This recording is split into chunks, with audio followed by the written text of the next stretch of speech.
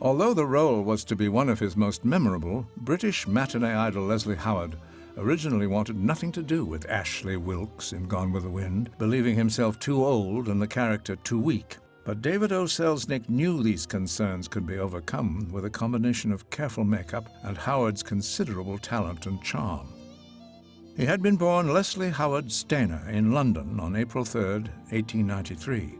It was going to be a career in banking, but after being wounded in World War I, Howard reconsidered his plans, deciding to give acting a try. His timing could not have been better. With most young men still away at war, handsome young Howard easily found work as a leading man for several touring companies.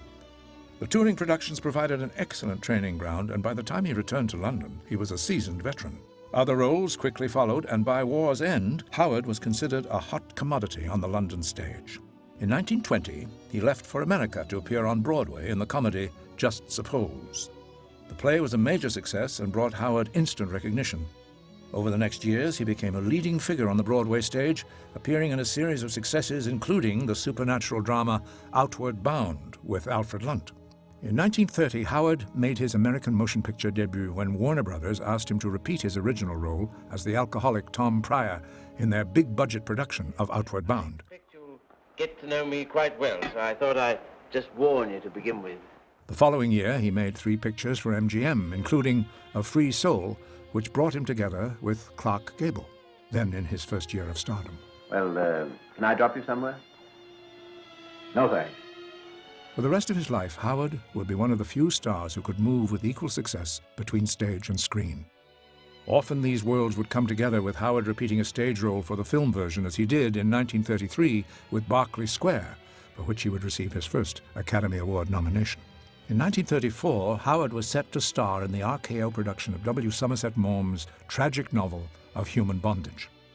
Playing the sluttish waitress Millicent Rogers opposite Howard was a relatively unknown actress on loan from Warner Brothers, Betty Davis. If you don't come out to me tonight, you'll never see me again. Good riddance to bad rubbish.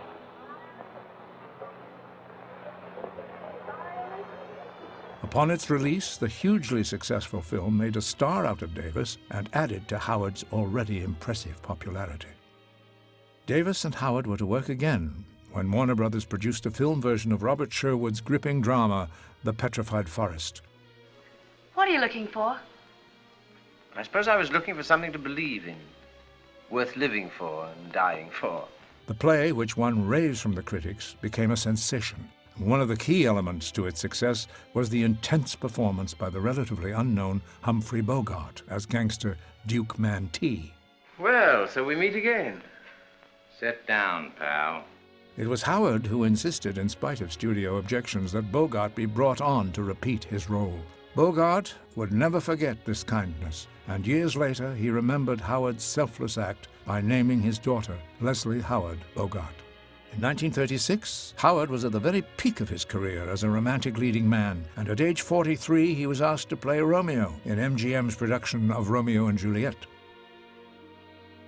Although he was later praised for his performance, Howard initially refused the role, believing he was far too old to play the teenage lover. Here's to my love.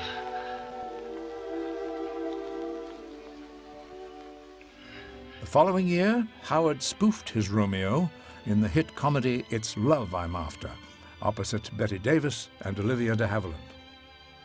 One of Howard's most famous roles came when he played Professor Henry Higgins in the 1938 British production of George Bernard Shaw's Pygmalion for producer Gabriel Pascal. The film, which Howard also co-directed, was a tremendous hit in both England and America and earned him a second Oscar nomination.